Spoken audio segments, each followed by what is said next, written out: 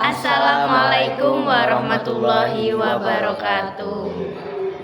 Halo teman-teman, kami dari kelompok 1 yang beranggotakan saya Rifda Alkisti, saya Maswara Nazilatul Rahmah, saya Haryo Caksono Haryadi. Baik, di sini kami akan membahas satu tokoh yaitu Imam Al-Ghazali. Jadi beliau adalah tokoh pemikiran sosial dalam Islam yang berorientasi kepada spiritual atau Tuhan, seperti itu.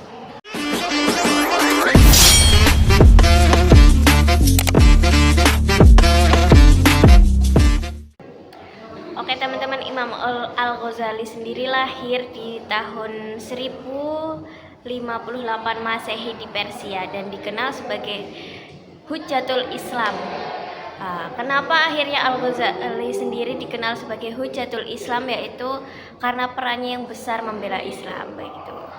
Beliau ini hidup di masa krisis ditandai dengan konflik politik, perpecahan mazhab dan kegelisahan intelektual pada masa itu.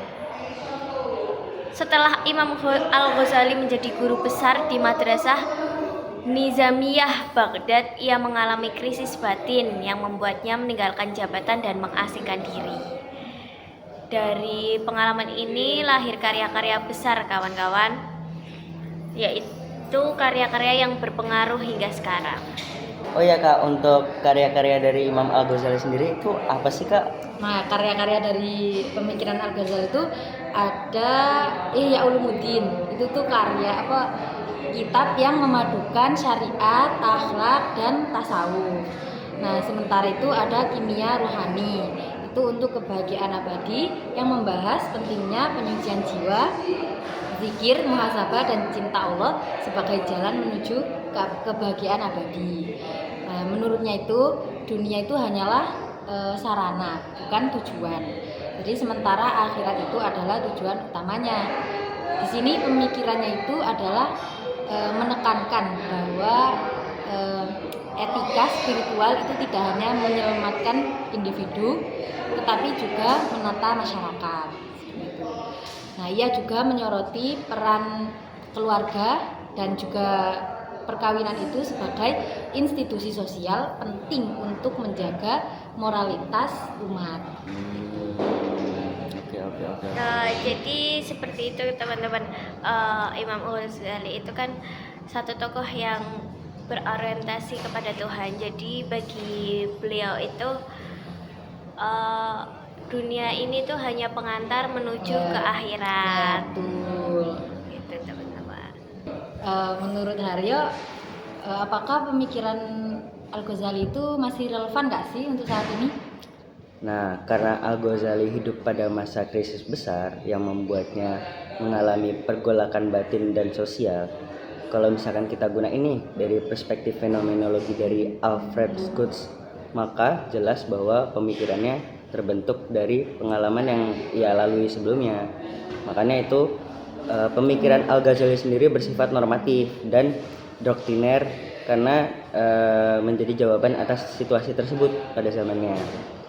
Relevansinya kerasa sampai sekarang karena masyarakat modern juga menghadapi krisis moral tersebut, mulai dari krisis moral, materialisme, dan kehampaan spiritual itu sendiri. Pemikiran Al-Ghazali dapat menjadi alternatif untuk memaknai kembali hidup dengan mengedepankan nilai-nilai ruhani gitu.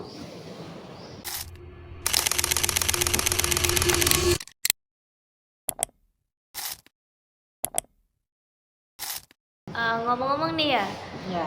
seputar Al-Ghazali dengan pemikirannya yang selalu berorientasi kepada akhirat, yang selalu menganggap dunia ini cuman pengantar menuju akhirat kayak gitu. Sebenarnya gimana sih pandangan dia terhadap orang-orang yang selalu mempertanyakan Tuhan?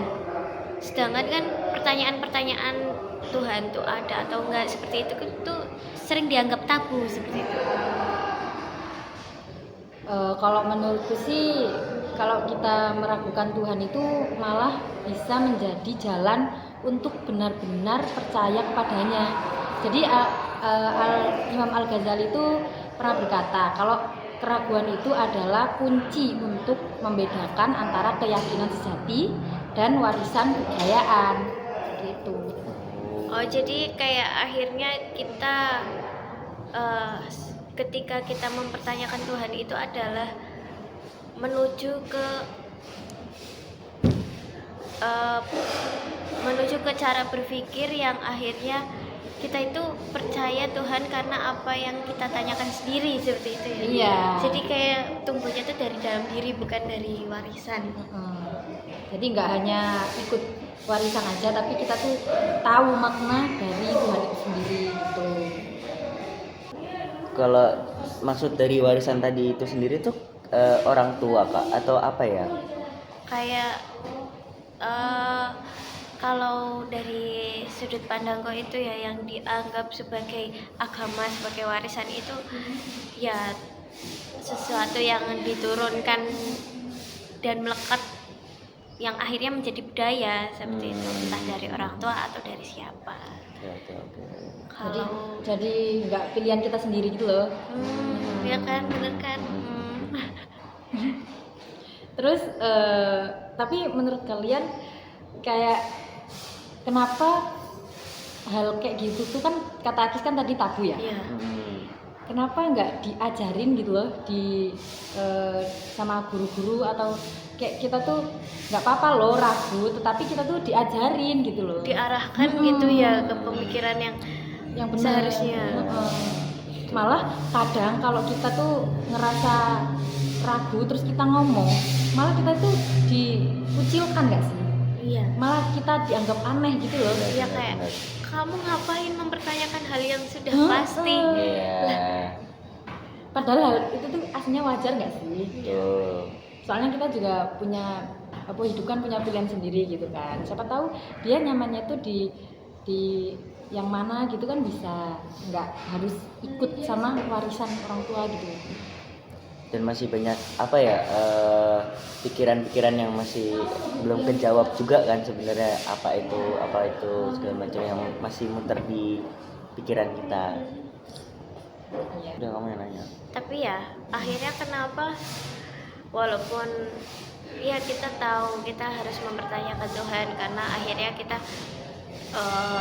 setelah mempertanyakan itu kita menuju percaya Tuhan yang titik tertinggi lah ibaratnya, karena kita mencari ketuhanan itu karena kita sendiri. Tapi akhirnya kenapa kebanyakan orang itu tetap aja menghindar ketika ditanya Tuhan itu apa, Tuhan itu di mana, itu gimana sih sebenarnya itu? Soalnya manusia tuh secara batiniah itu lebih mencintai rasa aman daripada kebenaran. Iya benar banget lagi. Nah, kayak itu kita tuh lebih tenang menjalani aturan lama daripada dipaksa berpikir ulang tentang semua yang kita warisi gitu. Dan ketika seseorang tuh datang membawa pikiran kayak gitu, itu reaksi pertamanya itu sering kayak penolakan gitu loh. Bahkan kadang dibenci. Jadi orang-orang tuh lebih milih ikut aja gitu. Ya udah gitu. Daripada beda sendiri gitu. Iya benar. Oke, aku bisa nyimpulin dari diskusi kita bertiga tadi tuh Imam Al-Ghazali sendiri tuh tokoh besar yang merumuskan pemikiran penting di tengah krisis zamannya dia. Ia nekenin penyucian jiwa, etika spiritual, serta keseimbangan antara dunia dan akhirat itu sendiri. Dengan pendekatan fenomenologi tadi itu sendiri, kita memahami bahwa pemikirannya lahir dari pengalaman yang dia alami itu sendiri, sehingga menjadi solusi normatif bagi masyarakat. Pemikiran ini tetap relevan untuk kita hari ini karena mampu menjadi pedoman menghadapi krisis moral itu sendiri, materialisme dan kekosongan spiritual di era modern. Bentar. Aku ulang aja. Gimana ya bahasanya di era now? Oke, aku bisa menyimpulkan dari diskusi kita bertiga tadi, Imam Al-Ghazali sendiri tokoh besar yang dia tuh bisa merumuskan pemikiran penting di zamannya dia, yang menekankan penyucian jiwa, etika, dan spiritual serta keseimbangan antara dunia dan akhirat itu sendiri. Ya. Dengan pendekatan fenomenologi, kita memahami bahwa pemikirannya lahir dari pengalamannya ia sendiri pada zamannya. Iya. Oke, mungkin kita akhirnya bisa melihat juga ya bahwa apa yang dibawa Al-Ghazali adalah pemikiran yang menyimpulkan bahwa dunia ini adalah hal yang fana. Apa yang kita lakukan itu adalah tabungan yang akhirnya nanti kita bawa untuk di akhirat, seperti itu teman-teman. Ya, betul.